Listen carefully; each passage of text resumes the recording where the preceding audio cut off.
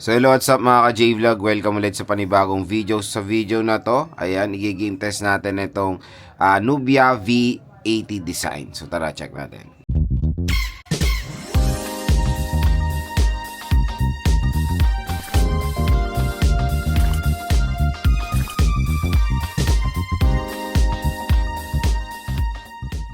So since 256 po ito, na-install ko yung maraming games tayo na-install dito like Genshin, ato mga full download dyan, WoWA, COD, Honor of Kings at Mobile Legends. So ito yung itetest natin.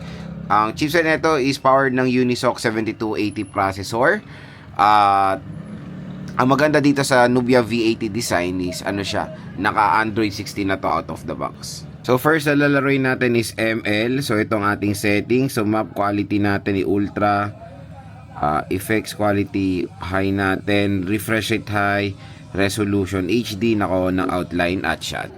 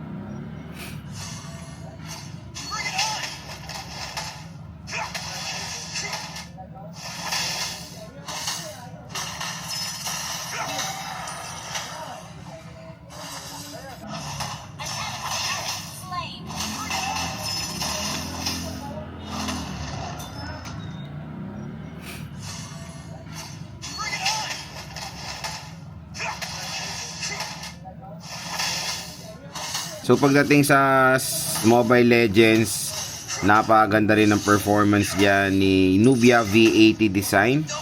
Smooth siya sa ML mga idol, sa mataas sa settings, playable naman siya. Ayan o. No frame drops habang naglalaro, mga malalang frame drops wala na. Next is COD. Ayan, set natin yung settings niya. So graphics natin medium, frame rate natin try natin sa max.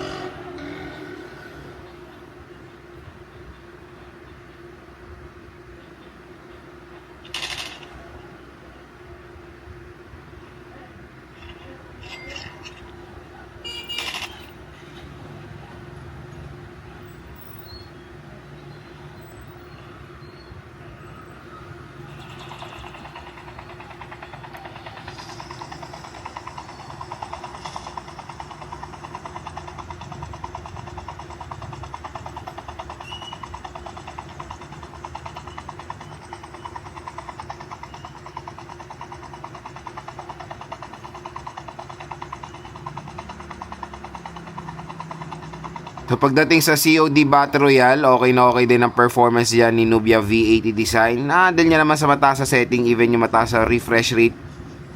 Pero hanggang graphics lang talaga niya. Pero ang graphics niya hanggang medium lang talaga. Pero so far so good naman. Ayan, may mga frame drops from time to time pero manageable naman.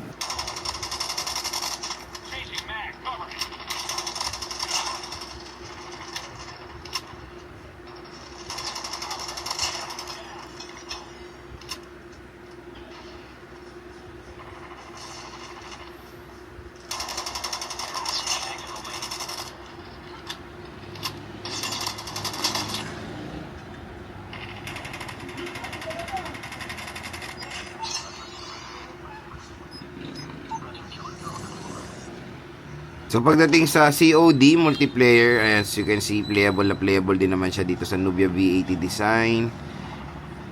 Ayan, okay rin naman. Manageable naman siya mga idol sa mataas sa refresh rate.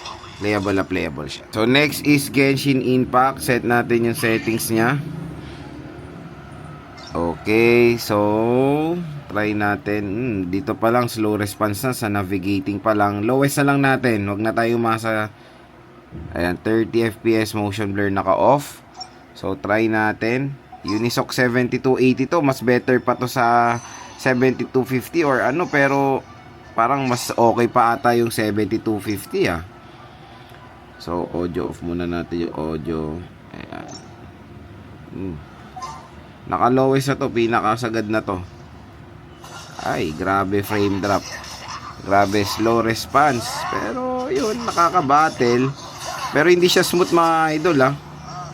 Siguro sa mga ano talaga solid Genshin gamers, talagang sasakit siguro ulo nyo dito pag naglalaro kasi nagfe-frame drop siya every time na nagmo-move.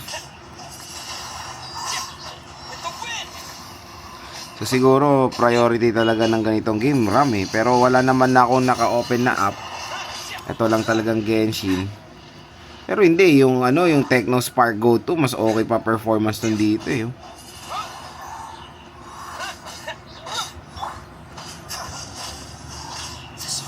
Medyo okay naman na. Siguro kung masyadong marami lang load when it comes sa battle, dun siya talaga nagfe-frame drop na malala. Makakalaro kayo, pero hindi siya smooth mga idol ah. Lowest settings na to or pinakamababang setting na ng Genshin to. Dito sa Nubia V80 design, nagpe-frame drop siya from time to time. So yun mga ka-J-Vlog, yung game test natin dito sa Nubia V80 design. As you can see naman, nakakalaro naman tayo ng yung mga basic modern games like ML, COD. Pero sa medyo mataas sa graphics like Genshin Impact, doon lang tayo nakaka-experience sa mga frame drops from time to time. Okay naman siya i-recommend doon sa mga basic lang na naglalaro. For example, yung mga ganyan, ML, MOBA games, pwede naman dito sa Nubia V80 design. So 4GB of RAM itong kinuha natin. Meron itong mas mataas sa variant, yung 8GB to 56. So yun mga ka-J-Vlog, when it comes sa gaming performance, kung i-rate ko yung kanyang performance, one lowest and high sa kanyang price of 5,000 pesos. Score ko dito is nasa 7.5. Ang pinaka solid lang dito for gaming is yung kanya storage, napakalaki, battery performance superb, and of course the screen display napakalaki, perfect na perfect pag naglalaro kayo. Kaya kung interested kayo dito sa Nubia V80 design, i-click nyo na yan dito sa ating view products. Mura at bagsak presyo lang itong smartphone na to. Ang SRP nito is around 7,000 pesos, pero pwede nyo makuha sa online ng 5 to 6,000 pesos.